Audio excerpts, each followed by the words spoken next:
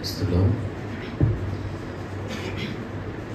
మన ప్రభువైన యేసుక్రీస్తు నామములో అందరికీ నా హృదయపూర్వక వందనాలండి. దయచేసి బైబిల్ కలిగిన ప్రతి ఒక్కరు బైబిల్ తీసుకుని దేవుని వాక్యం ధ్యానం చేద్దాం. పోయిన వారం కూడా నేనే వచ్చాను అనుకుంటా. ఏం చెప్పాను పోయిన వారం? అదేనండి, వాక్యం చెప్పారండి. వెరీ గుడ్ అండి, సూపర్ అండి. అందుకే అండి సిపిఎఫ్ డాడీ పెట్టండి, నాకు చాలా ఇష్టం అండి. యాకోబు రాసిన పత్రిక, యాకోబు రాసిన పత్రిక 2వ అధ్యాయం 26వ వచనాన్ని చదువుకుందాం. యాకోబు రాసిన పత్రిక 2వ అధ్యాయం 26వ వచనం.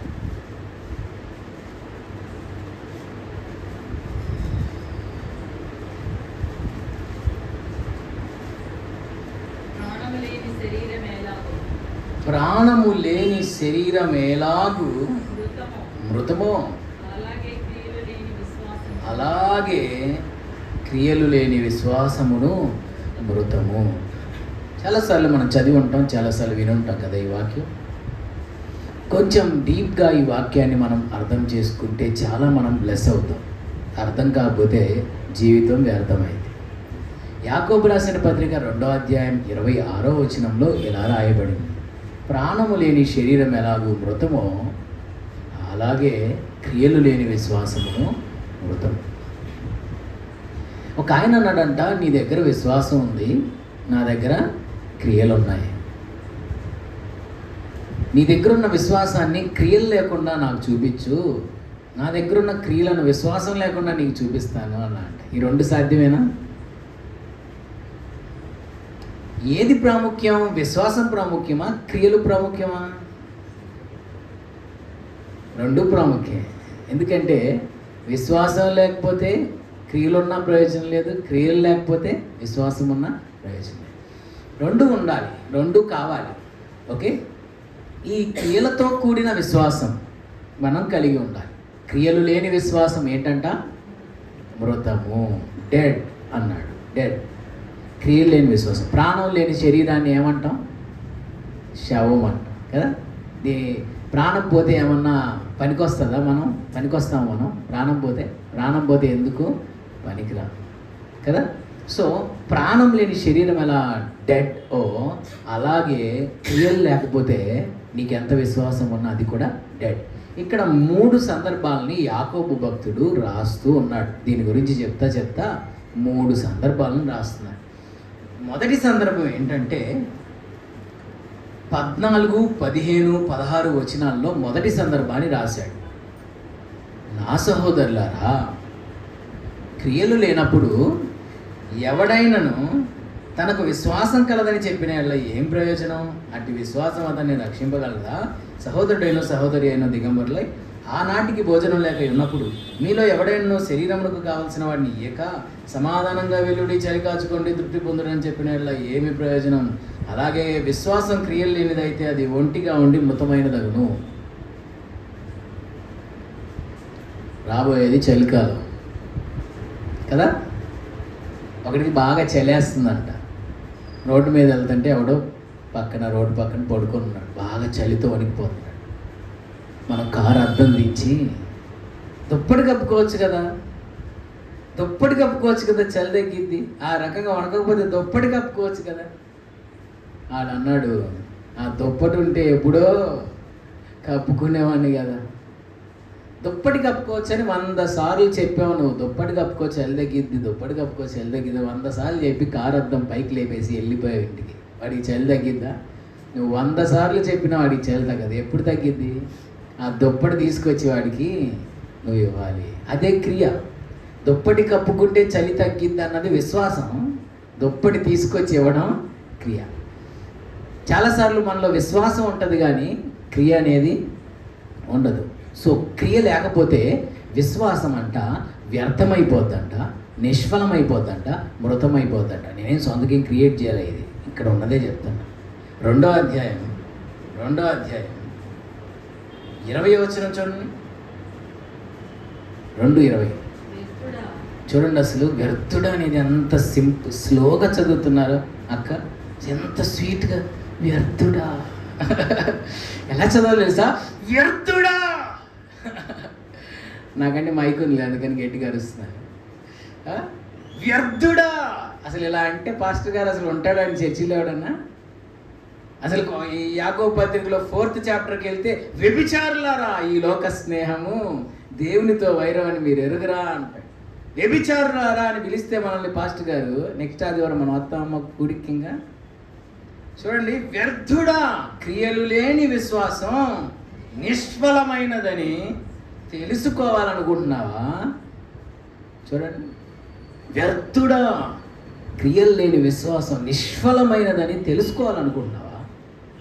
కదండి, ఈ పిచ్చిలో మాట్లాడితే బాగా వెళ్తుంది కదా లోపలికి. అసలు ప్రియమైన సహోదరి, నా ప్రియమైన సహోదరుడా, వినండి దేవుని పిల్లలారా, దేవుడి ప్రజలారా, దేవుడు మీతోనే మాట్లాడుతున్నాడు. స్వీట్ అయిపోయిన ప్రసంగాలు ఇప్పుడు. యాకోబు గారు ఏమని పిలుస్తున్నాడు? My dear brother and sister అని పిలవట్లేదండి. వ్యర్థుడా, క్రియలు లేని విశ్వాసం నిష్ఫలమైనదని నువ్వు తెలుసుకోవాలని అనుకుంటున్నావా? చెప్తా విను. సో అక్కడ నిష్ఫలము అని చెప్పా. క్రియలు లేని విశ్వాసం ఎలాంటిది? నిష్ఫలం. క్రియలు లేని విశ్వాసము వ్యర్థము రెండోది. మూడోది క్రియలు లేని విశ్వాసము మృతము. 3 సందర్భాలను ఇక్కడ మెన్షన్ చేస్తాడు. ఒకడు చలితో దిగంబరత్వంతో ఆకలితో ఉన్నప్పుడు వాడికి అన్నం పెట్టకుండా కేవలం మాటలు చెప్పి పాటలు పాడితే వాడికి కడుపు నిండదు. వాడికి ముందు తీసుకెళ్ళి ఫుడ్ పెట్టాలి. దుప్పటి కప్పుకోమని మాటలతో చెప్తే కాదు, మాటల్లో ప్రేమను కనపరిస్తే కాదు, క్రియల్లో ప్రేమను కనపరిస్తే. ఇక్కడ 3 సందర్భాలు చెప్పాడు. ఒకటి, మనము క్రియలో మన విశ్వాసాన్ని కనపరచాలి. రెండో సందర్భం ఏం చెప్పాడు తెలుసా? చూడండి, 2వ అధ్యాయము 21వ వచనం. మన పితరుడైన అబ్రహాము తన కుమారుడైన ఇస్సాకును బలిపీఠం మీద అర్పించినప్పుడు క్రియల వలన నీతిమంతులని తీర్పు పొందలేదా? ఏమండి, మీకు ఒక డౌట్ రావాలి ఇక్కడ. బలిపీఠం మీద ఇస్సాకును అబ్రహాం అర్పించాడా? అర్పించలేదా? అర్పించాడా? అర్పించడం అంటే ఏంటి? దహన బలిగా అర్పించడం అంటే ఏంటి? గొర్రెని చంపాలి, తోలు తీయాలి, పీసెస్గా డివైడ్ చేయాలి, బలిపీఠం మీద పెట్టి బూడిదయ్యే వరకు దాన్ని కాల్చాలి. అది దహన బలి యొక్క ప్రాసెస్. లేవియా కాండంలో చాలా రకాల బలులు ఉన్నాయి కదా. దహన బలి, పాప పరిహారార్థ బలి, అపరాధ పరిహారార్థ బలి, సమాధాన బలి, చాలా బలులు ఉన్నాయి కదా. దాంట్లో ఒకటి దహన బలి. దేవుడు ఏ బలి అర్పించమన్నాడు? ఇస్సాకుని అబ్రహాంతో దహన బలిగా అర్పించు. మై గాడ్, దహన బలిగా అంటే పూర్తిగా దహనం అయిపోవాలి. అయ్యాడు ఇస్సాకు. మరి ఎందుకని బైబిల్ ఎలా రాశారు? అర్పించినప్పుడు. ఇక్కడ అర్పించినప్పుడు అని రాసింది కదా. హీబ్రూస్లో అయితే అర్పించెను అని ఉంటుంది. పాస్ట్ టెన్స్లో మాట్లాడతాడు. అర్పించెను, అర్పించి మరలా తిరిగి పొందుకున్నాడు అని ఉంటుంది. ఎక్కడ అర్పించాడండి? బలిపీఠం మీద తీసుకెళ్ళి పడుకోబెట్టాడు, కత్తి పైకి ఎత్తాడు, పైనుంచి అబ్రహామా అబ్రహామా, చిన్నవాడిని ఏమి చేయొద్దు, వాని మీద నీ చెయ్యి వేయొద్దు, నీకొక్కడై ఉన్న నీ కుమారుని నాకు వెనుదీయలేదు కనుక నీవు దేవునికి భయపడువాడు అని ఇందువల్ల నాకు కనబడుచున్నది. అదిగో పొదలో కొమ్ములు తగులుకొని పొటేలను తీసుకొచ్చి నీ కుమారునికి ప్రతిగా దహన బలిగా అర్పించమని చెప్పారు. ఇప్పుడు ఆ బలిగా అర్పించింది ఎవరిని? పొటేల్ని, ఇస్సాకును కాదు. మరి బైబిల్ ఏంటి ఇలా చెప్తుంది? అర్పించెను, దహన బలిగా అర్పించెను అని. అర్పించాడు. ఎలా అర్పించాడంటే, ఒక కన్న బిడ్డను లేక వృద్ధాప్యం ముందు పుట్టిన ఏకైక కుమారుని తీసుకొచ్చి బలిపీఠం మీద కాళ్ళు చేతులు కట్టేసి పడుకోబెట్టి కత్తి వధించుటకు పైకి ఎత్తాడు అంటేనే అర్థం ఆల్రెడీ హృదయంలో ఎప్పుడో దేవుడికి బలి అర్పించేసాడు. ఫిజికల్గా అర్పించినట్టు కనబడట్లేదు, కానీ ఆ కత్తి పైకి లేచిందంటేనే అర్థం తన మనసులో, తన ఆలోచనలో, తన హృదయంలో, తన ఊహల్లో, ఉద్దేశాల్లో, తన ఆలోచనల్లో ఎప్పుడో ఇస్సాకు చచ్చిపోతేనే ఈ కత్తి పైకి వస్తుంది. ఫస్ట్ ఇక్కడ అర్పించేసాడు, దహన బలికి ఇక్కడ అర్పించేశాడు. ఎందుకంటే ఇక్కడ అర్పించబడకపోతే, ఇక్కడ చావకపోతే ఇస్సాకు మీద ఉన్న ప్రేమ, ఆశ, ఆయన మీద ఉన్నటువంటి డ్రీమ్స్ ఇక్కడ చచ్చిపోతే కత్తి పైకి లేచిద్ది. అసలు ప్రభువా, ఐ కాంట్ ప్రభువా, నువ్వేమన్నా చెప్పు చేస్తాను కానీ ప్రభు, ఇస్సాకును మాత్రం నేను ఇవ్వలేదు. లేక లేక వృద్ధాప్యమందు పుట్టిన ఏకైక కుమారుడు, వాగ్దాన పుత్రుడు, వారసుడు నా వల్ల కాదు ప్రభు. ఖచ్చితంగా శారమ్మ అయితే ఈ డైలాగే కొట్టేది, అందుకని ఆమె చెప్పకుండా వచ్చాడు అనమాట తీసుకొని. ఆమెకు చెప్పినట్టు అసలు మామూలుగా వేరుగా ఉండేదన్నమాట మ్యాటర్ అంతా.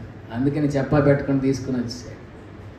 కత్తి అక్కడ రాసుంటుందండి, వధించుటకు తన చెయ్యి చాపగా అని ఉంటుంది.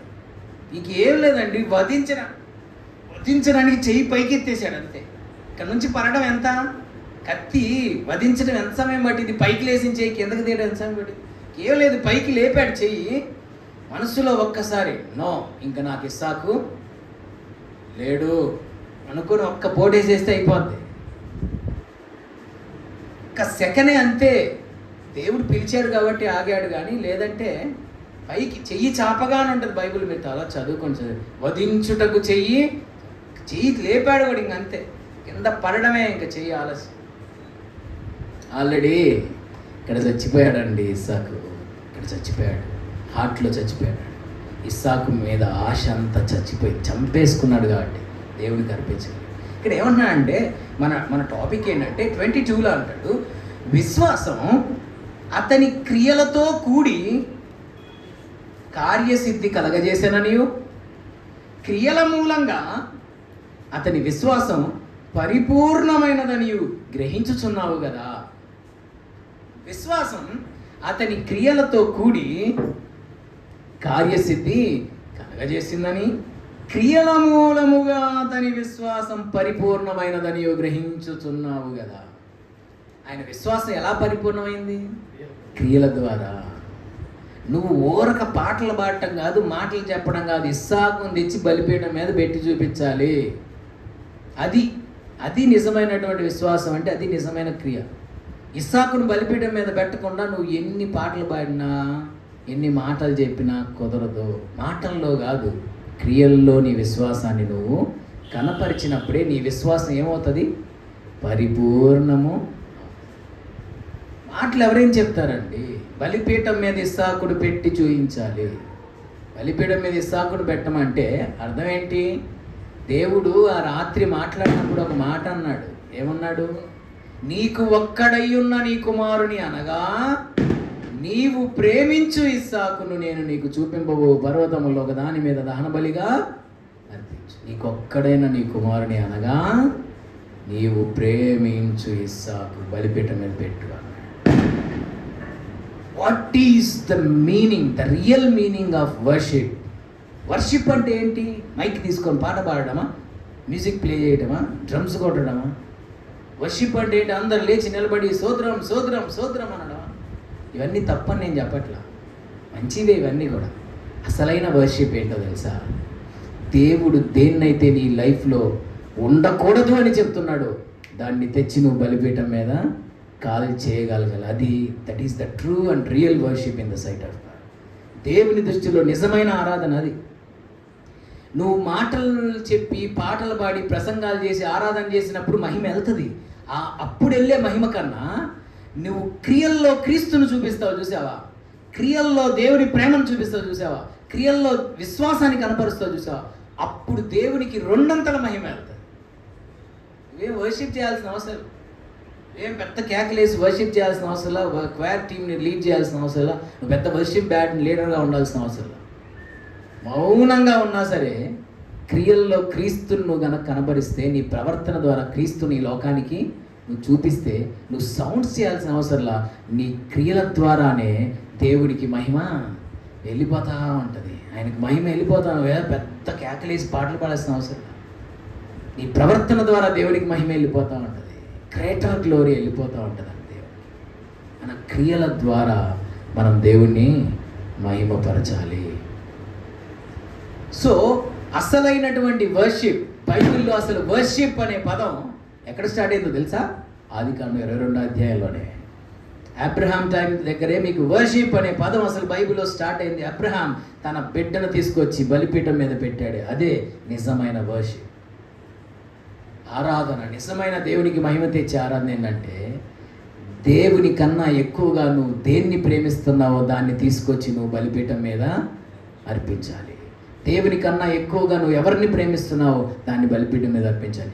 దేవునికి నీకు మధ్యలో అడ్డుగా ఏదైతే వస్తుందో దాన్ని తీసుకొచ్చి బలిపీఠం మీద అర్పించాలి. దేవుడు నీ జీవితంలో ఏది ఉండకూడదు అని కోరుకుంటున్నాడో దాన్ని తీసుకొచ్చి నువ్వు బలిపీఠం మీద దహన బలిగా అర్పిస్తే దేవునికి మహిమ కలుగుతుంది. ఏంటి నిజమైన ఆరాధన? అందుకనే ఒక సాంగ్లో కూడా ఉంటుంది, దానియేలు సింహపు బోనులు చేసిన ఆరాధన. దానియేలు సింహం బోనులు ఆరాధన చేశాడు. బైబిల్ చూపించండి. ఏంటండి పాటలు రాయడం నాకు అర్థం కాదు. దానియేలు ఆరాధన యాడ్ చేశాడండి. అసలు ఆ సింహాల మధ్యలో ఆరాధన కూడా చేస్తామా? ఒక్కసారి గర్జిస్తేనే చచ్చిపోతాము. నేనేం అంటలేదులే, ఊరికే చెప్తున్నా. ఎందుకు అలా రాశారని చాలామందికి అర్థం కాదు. ఆయన పెద్దగా కేకలేసి పాటలు పాడే ఆరాధన చేయలా. సింహాల గుహలో కూడా దేవుని కోసం నిలబడ్డాడు. అదే ఆరాధన దేవుడికి. రాళ్లతో చంపబడిన స్టెఫను ఆరాధన చేశాడు. ఒక పక్క రాళ్ళతో కొడుతుంది, ప్రైజ్ లార్డ్ గ్లోరీ అన్నాడా? రాళ్ళతో కొడుతుంటే ఏమని ప్రార్థన చేశారు తెలుసా? ఈ పాపం వీళ్ళ మీద మోపొద్దయ్యా, తెలియక చేస్తున్నారు వీళ్ళు, ప్లీజ్ వాళ్ళకి క్షమించు దేవా అని మోకాళ్ళుని ప్రార్థన చేశాడు. అదే దేవునికి మహిమ తెచ్చే. సరే, టాపిక్లోకి మనం వెళ్ళిపోదాం. ఇక్కడ 23లో అంటున్నాడు, కాబట్టి అబ్రహాము దేవుని నమ్మెను, అది అతనికి నీతిగా ఎంచబడెను అను లేఖనము నెరవేర్చబడెను, మరియు దేవుని స్నేహితుడని అతనికి పేరు కలిగాను. రెండవ ఎగ్జాంపుల్ ఏమిస్తున్నాడు?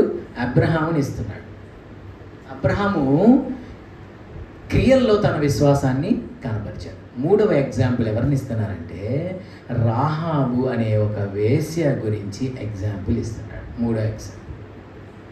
మూడు విషయాలు మీకు చెప్పాలనుకుంటున్నాను. రాహాబ్ దగ్గరికి వెళ్దాం, మళ్ళీ ఒకసారి గుర్తు చేస్తున్నాను. నెంబర్ 1, క్రియల్లో క్రీస్తు ప్రేమను కనపరచుట. దుప్పటి ఇవ్వడం అంటే ఏంటి? క్రియల్లో క్రీస్తు ప్రేమను కనపరచడం. నెంబర్ 1.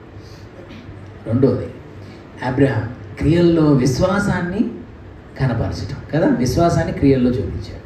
నెంబర్ 2. నెంబర్ 3, రాహాబు క్రియల్లో క్రీస్తును కనపరచడం.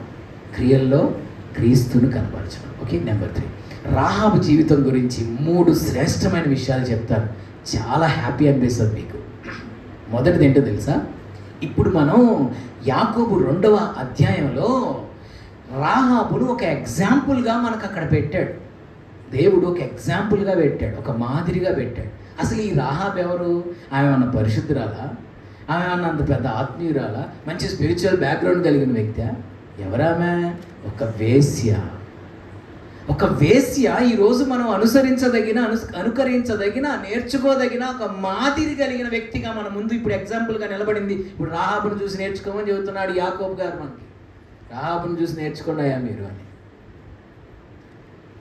నేను ఇక్కడ చెప్పాలనుకుంది ఏంటంటే, ఒక వేశ్య అదే స్థితిలో లేదు, ఇప్పుడు మనకు ఒక మాదిరిగా మారిపోయింది. ఎంత క్రియల్లో మార్పు వచ్చి ఉంటే, క్రియల్లో ఎంతగా ఆమెలో చేంజ్ వచ్చి ఉంటే, రాహాబ్ అనే వేశ్యని ఈరోజు మనము అనుకరించదగిన నేర్చుకోదగిన ఒక మాదిరి తీసుకోగలిగినటువంటి వ్యక్తిగా మారిపోయి ఉంటుంది. ఆలోచన చేయండి.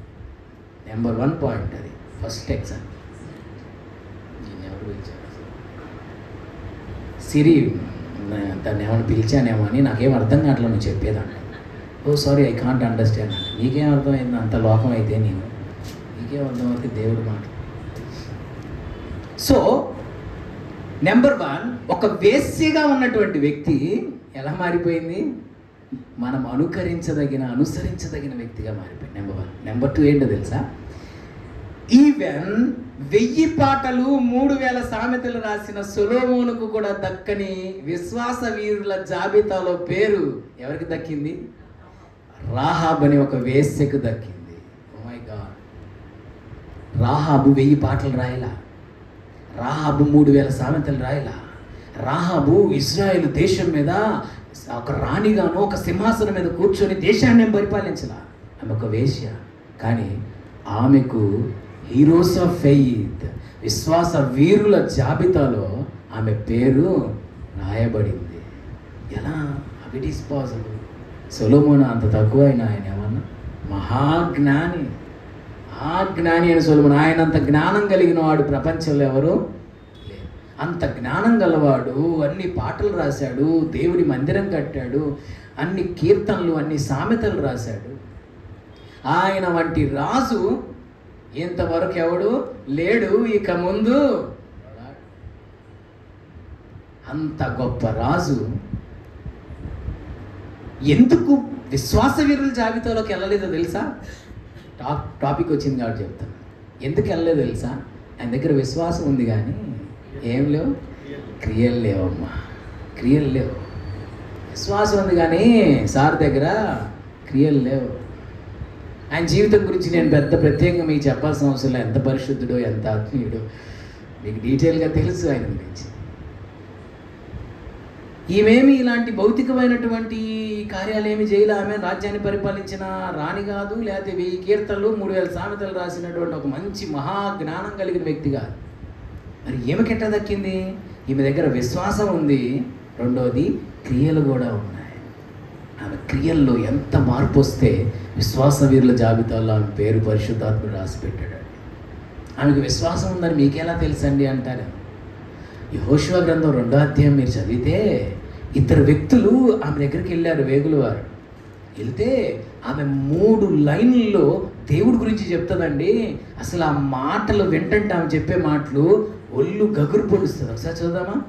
యెహోషువ గ్రంథం 2వ అధ్యాయం. అసలు ఏమి మాటలు చెప్తుందంటే ఆమె, అసలు ఇంతకీ గాస్పల్ ఈమెకి ఎలా వెళ్ళింది? ఈమె దగ్గరికి అసలు ఈ సువార్త దేవుడు ఎలా అయినా తీసుకెళ్తాడండి. 2వ అధ్యాయము వచనము 9.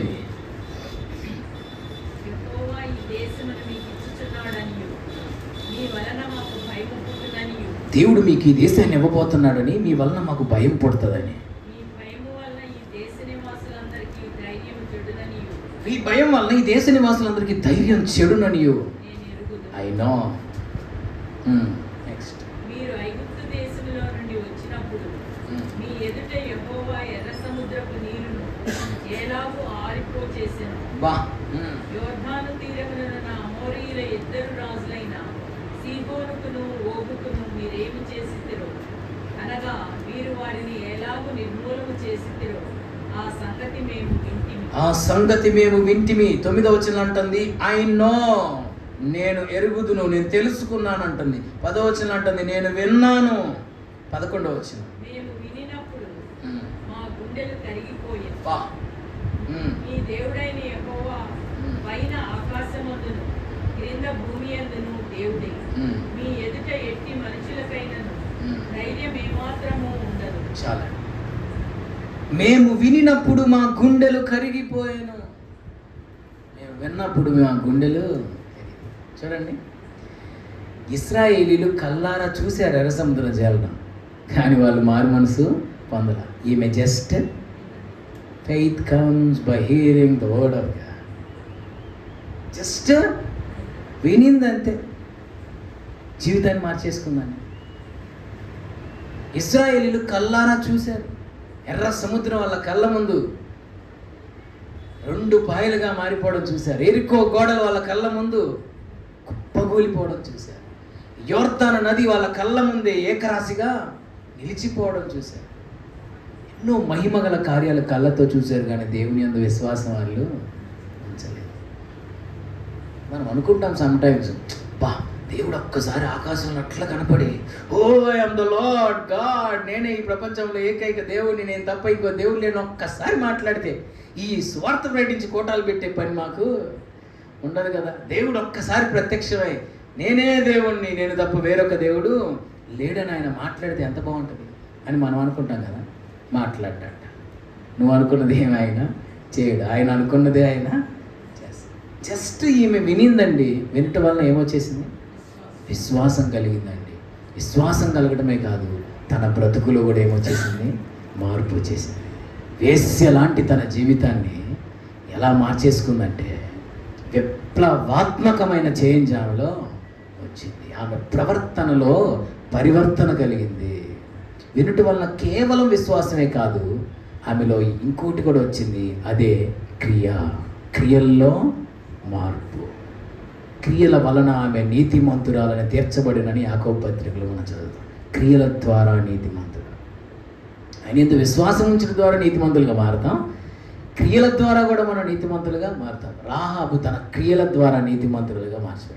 నీతిమంతురాలు అని ఆమె గురించి ఉపయోగించాడంటే దేవుడు అసలు ఇంకా అర్థం చేసుకోండి ఏ రేంజ్లో ఆమెలో చేంజ్ వచ్చి ఉంటుందో ఒకసారి ఆలోచన. ఒక వేశ్య అని పిలిచిన బైబిల్ ఆమెని ఇప్పుడు ఏమని పిలుస్తుంది? నీతిమంతురాలు, విశ్వాస వీరురాలు. మై గాడ్, ఆ స్పిరిచువల్ స్టాండర్డ్స్ని మనం ఊహించలేమండి. అంత నెక్స్ట్ లెవెల్కి వెళ్ళిపోయింది ఆత్మీయ జీవితం. కొన్నిసార్లు మనం అనుకుంటాం, అబ్బా ఆమె వేశ్య, నేను చాలా బెస్ట్, నేను చాలా పరిశుద్ధుని అనుకుంటాం. రేపు పొద్దున్న పరలోకి వెళ్ళిన తర్వాత అంతా తిరగబడిపోతాను వాడ. యేసుప్రభు ఏమన్నాడు తెలుసా? వేశ్యలు సుంకర్లు మీకన్నా ముందు పరలోక రాజ్యంలో ప్రవేశిస్తారని మీతో నిశ్చయంగా చెప్తుంది. ఎవరితో అన్నాడు తెలిసి మాట? శాస్త్రులు, పరిసయ్యులు, సర్దుకేయులు. అంటే శాస్త్రులు, పరిసయ్యులు, సర్దుకేయులు ఎవరు? బైబుల్ టీచర్స్ అన్నమాట.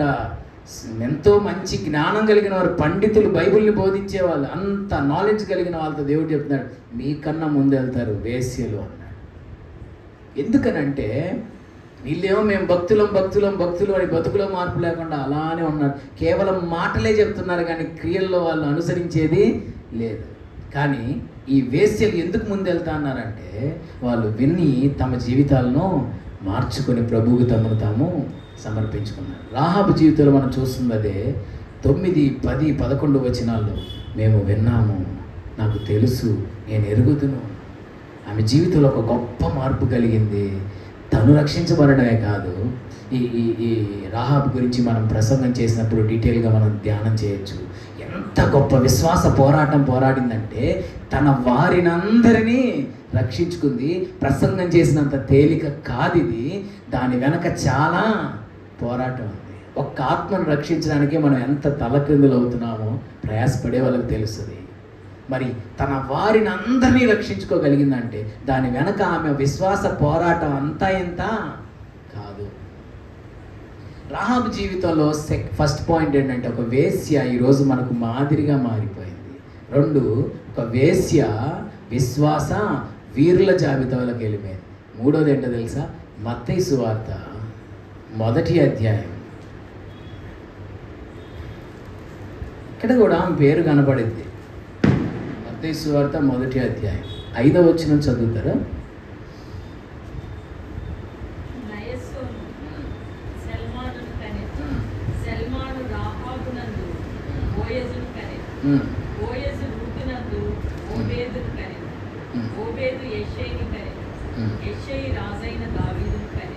ఎక్కడికి వచ్చేసింది ఏమా?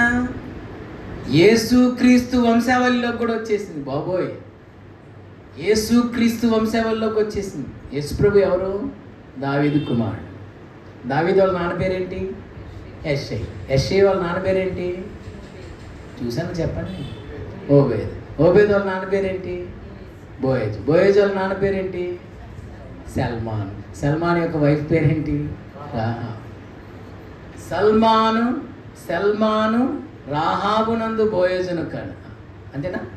బోయేజును కనెను. బోయేజు రూతునందు ఓబేదును కనెను. ఓబేదు యెషయిని కనెను. యెషయి దావీదును కనెను. యేసుక్రీస్తు వంశావళిలో పేరు దక్కించుకుందండి. ఎంత గొప్ప భాగ్యం! అసలు మన ఊహకందుతో అందేటువంటి కార్యమేనా అసలు ఇది? ఒక వేశ్యగా. ఇంకా ఆమె గురించి కొంచెం డీప్గా మాట్లాడాలంటే రోజుకి ఎంతమందితో తను సహజీవనం చేస్తుందో లెక్కే లేదు. అలాంటి వేశ్య జీవితం, ఒక అడల్టర్, అంత భయంకరంగా తన దేహం అనే దేవాలయాన్ని భయంకరంగా పాడు చేసేసిన వ్యక్తి. అలాంటి వ్యక్తి ఇలా మారితేనే ఎవడన్నా కళ్ళాయన అనుకుంటాడా? అదే ఆయన ఊహకు మించిన కార్యాలు చేస్తారంటే ఇలానే ఉంటారు. ఎవరి ఎడల దేవుని ప్రణాళిక ఎలా ఉందో ఎవరికి తెలియదు. మనం ఎందుకు పనికిరాని వారిగా కొంతమందిని ఎంచుతాం, కానీ అలాంటి వారిని యేసు ఎంచుకుంటాడు. అలాంటి వారిని చూస్ చేసుకుని మహిమగల పాత్రగా దేవుడు వాడుకుంటాడు. పనికొచ్చే పాత్రగా చేసేస్తాడు పనికిరాని వారు. నేను గొప్ప, నేను పెద్ద హీరో, నేను పెద్ద అసలు కింగుని అనుకున్నాను, నువ్వు పక్కకి వెళ్ళమ్మా అంటాడు. అయ్యా నేను ఎందుకు పనికిరాను అన్నయ్య, నాకు జ్ఞానం లేదయ్యా, నాకు బలం లేదు, నాకు శక్తి లేదయ్యా, నాకు ఏం చేత కాదయ్యా, రా నేను వాడుకోవడానికి అన్ని అర్హతలు నీకున్నాయిగా. లోకం ఎలా వాడుకునేది? అన్ని టాలెంట్స్ ఉన్నవాడిని చూస్ చేసుకుంటుంది లోకం.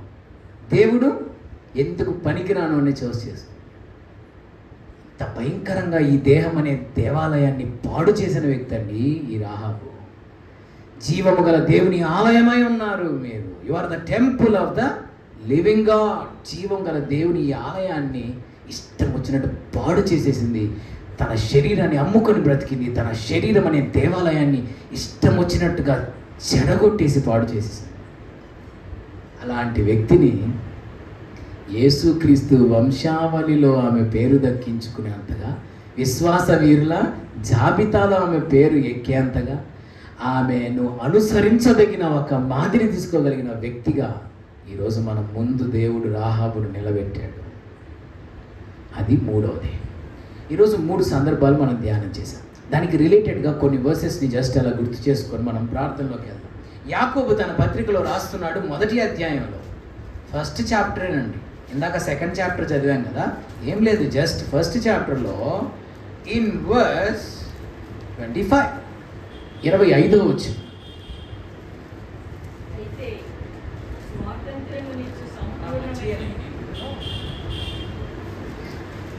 అయితే స్వాతంత్ర్యమునిచ్చు సంపూర్ణమైన నియమములు తేరి చూచి నిలుకడగా ఉండువాడెవడు? వాడు విని మరచువాడు కాక క్రియను చేయువాడై ఉండి తన క్రియలో ధన్యుడగు. చూసారా, యాకోబు రాసిన పత్రిక మొదటి అధ్యాయం 25వ వచ్చింది. వాడు విని మర్చిపోయేవాడు కాక క్రియను చేయువాడై ఉండి తన క్రియలో ధన్యుడగును. ఒకసారి ఆలోచన చేయండి.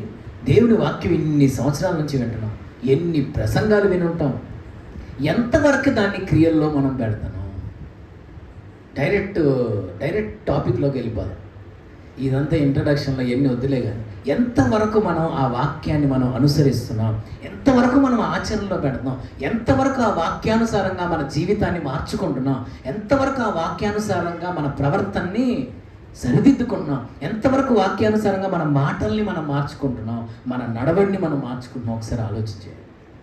వాడంట విని మరచువాడు కాక క్రియను చేయువాడై ఉండి తన క్రియలో ధన్యుడగును. నీ జీవితం ధన్యతకరంగా నువ్వు మారాలంటే నువ్వు కేవలం విని మర్చిపోయే వ్యక్తిగా కాదు, దాని ప్రకారం నిన్ను నువ్వు సరిచేసుకునే వ్యక్తిగా ఉండాలి, దాని ప్రకారం జీవించే వ్యక్తిగా ఉండాలి. అందుకే లూకాసు వార్త 6వ అధ్యాయంలో కూడా ఇదే కాన్సెప్ట్ మీద మాట్లాడుతూ జీసస్ క్రైస్ట్ 46లో అంటాడు, కొంతమంది అంట వింటారు కానీ దాని ప్రకారం నడవరంట, వాళ్ళే ఇసుక మీద తన ఇల్లు కట్టుకొనిన బుద్ధిహీనుడు. ఇంకొక ఆయన ఉన్నాడు, వింటాడంట, దాని ప్రకారం బ్రతుకుతాడంట, వాడు బండ మీద తన ఇల్లు కట్టుకున్న బుద్ధిమంతుడు. ఈరోజు మనం ఎవరు ఒకసారి ఆలోచించేద్దాం. కేవలం వినేవారు మాత్రమేనా, లేక దాని ప్రకారము క్రియ చేయువారు? క్రియ ఈజ్ మోస్ట్ ఇంపార్టెంట్ అండి. క్రియ అనేది అత్యంత ప్రాముఖ్యము. క్రియ మాటలు చెప్పడం కాదు, దేవా నేను నిన్ను ప్రేమిస్తున్నానని పాటలు పాడడం కాదు. క్రియల్లో ఎంతవరకు క్రీస్తుని నువ్వు చూపిస్తున్నావు, క్రియల్లో ఎంతవరకు క్రీస్తు ప్రేమను నువ్వు చూపిస్తున్నావు, క్రియలతో కూడిన విశ్వాసాన్ని నువ్వు ఎంతవరకు కలిగి ఉన్నావు ఆలోచించేయండి. ఇక్కడ అన్నాడు 1:25లో, వాడు వినిమర్చువాడు కాక క్రియ చేయువాడై ఉండి. ఎలా మారాలి మనం? క్రియ చేయువారిగా మారినప్పుడే క్రియలో మనం ధన్యులమవుతాము. అందుకే వాక్యం మనం విని దాన్ని క్రియల్లో పెట్టలేదనుకోండి, మన క్రియల్లో మార్పు రాలేదనుకోండి, మన జీవితం ఇసుక మీద కట్టబడిన ఇల్లే. అది ఏ రోజు కూలిపోద్దో తెలియదు. వాన గాలి వరద ప్రవాహం వచ్చి ఎప్పుడు వడిగా కొట్టిద్దో ఆ ఇంటిని తెలియదు. ఆ ఇల్లు ఎప్పుడు కూలిపోద్దో తెలియదు. నీ ఇల్లు కూలిపోయే ఇల్లుగా ఉండాలనుకున్నావా, నిలిచే ఇల్లుగా ఉండాలనుకున్నావా? నిలిచే ఇల్లుగా ఉండాలంటే నీవు వాక్యము వినువాడివి మాత్రమే కాక దాన్ని నీ జీవితంలో ఆచరించే వ్యక్తిగా మారాలి. ఎంతవరకు మనం మన జీవితాల్లో వాక్యాన్ని ఆచరణలో పెడుతున్నాము? కేవలం వినడమేనా, లేదా ఆచరించేది ఏదైనా ఉందా? ఇంకా మన జీవితాల్లో ఈ మాటలు చెప్తుండగా వెంటనే మన మనసులోకి ఒక థాట్ రావాలి. ఏంటంటే, దేవా ఇంకా ఏ విషయాల్లో నా క్రియల్లో ఇంకా మార్పు రాక నీ నామానికి నేను అవమానం తెచ్చే క్రియలు నాలో ఏమున్నాయో వాటిని సరి చేసుకునే కృప నాకు ఇవ్వండి. నిన్ను దుఃఖపెట్టే క్రియలు ఏవి నాలో ఉన్నాయో దాన్ని సరి చేసుకునే కృప నాకు ఇవ్వండి. ఇంకా ఏ ఏ విషయాల్లో నా క్రియల్లో మార్పు రావలసి ఉన్నదో ఆయా విషయాల్లో నా క్రియల్లో మార్పు చేసుకోవడానికి సరి చేసుకునే కృపనివ్వండి. తీతుకు రాసిన పత్రిక 1వ అధ్యాయం ఆఖరి వచనంలో అంటున్నాడు, ఇదే కాన్సెప్ట్ మీద మాట్లాడుతున్నాడు అక్కడ కూడా. తీతుకు రాసిన పత్రిక 1వ అధ్యాయం 16వ వచనం. ఐఎమ్ గోయింగ్ టు క్లోజ్ అండి. ఇంకా మనకి 5 మినిట్సే ఉంది. దేవుని ఎరుగుదుమని వారు చెప్పుకొందురు గాని అసత్యులను, అవిధేయులను, ప్రతి సత్కార్యము విషయము భ్రష్టులనయుండి తమ క్రియల వలన ఆయనను ఎరుగమన్నట్టున్నారు. చూసారా, దేవుని ఎరుగుదుమని వారు చెప్పుకొందురు గాని ఎంత కఠినంగా రాస్తున్నాడు. అపవిత్రులు, అవిశ్వాసులు,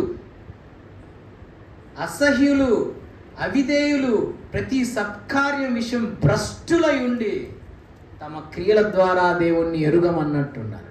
మాటల్లో ఎరుగుదుమని చెప్పుకొందరు కానీ నేను క్రిస్టియన్ అండి, ఆయన క్రిస్టియన్. మాటల్లో ఆయన ఎరుగుదుమని చెప్పుకొందరు కానీ క్రియల్లో ఆయన్ను ఎరుగమన్నట్టు బ్రతుకుతున్నారు. కొన్నిసార్లు మనం మాటల్లో ఆయన ఎరుగుదుమని చెప్పుకుంటాం, కానీ క్రియల్లో మాత్రం ఆయన్ని ఎరగనన్నట్టుగా బ్రతుకుతాం. ఆయన్ని ఎరగని వారు చేసే పనులు మనం చేస్తూ ఉంటాం. ఆయన్ని ఎరిగిన వారమైన మనం ఆయనను ఎరుగని వారు చేసే పనులు చేస్తూ ఉంటాం. అదే క్రియల్లో క్రీస్తుని ఎరుగనంట. నువ్వు మాటల్లో క్రీస్తుని ఎరుగుదు, కానీ క్రియల్లో ఎంతవరకు ఎరుగుదు? పేతురు నాయనా, నువ్వు కోడి 2 మార్లు కూయకముందు 3 సార్లు నేను ఎవరో కూడా తెలియదు అంటావు అంటే, ప్రభువా ఎవరి గురించి చెప్తున్నాను? వీళ్ళందరూ అభ్యంతర పడతారేమో కానీ నేను మాత్రం అభ్యంతరపడి నీ కోసం నా ప్రాణాన్ని ఇస్తాను. ప్రాణం ఇస్తావయ్యా. నేడు కోడి కూయక ముందు నువ్వు 3 మారు నేను ఎరుగునని చెప్తాను. ఈ మాట వినంగానే పేతురు కాబట్టి చెప్పాడండి ఎరుగునని. నేనైతే చెప్పేవాడిని కాదండి, అక్కడ ఆ ప్లేస్లో నేనుండి చెప్పేవాడిని కాదండి. మనం ఆ ప్లేస్లో అప్పుడు లేకపోయినా ఇప్పుడు మనం చేస్తుంది ఏంది? ఇప్పుడు చేస్తుంది కూడా అదే. ఆయన మాటల్లో ఎరుగునని చెప్పాడు, మనం క్రియల్లో ఎరుగునన్నట్టు బతుకుతున్నాం అంతే. మాటల్లో ఎరుగునని చెప్పట్లే మనం, కానీ క్రియల్లో ఆయన్ని ఎరుగనన్నట్టుగా బ్రతుకుతున్నాం. ఆయన్ని ఎరిగి ఉండి కూడా ఆయన్ని ఎరుగని వారు చేసే పనులు మనం చేస్తున్నాం.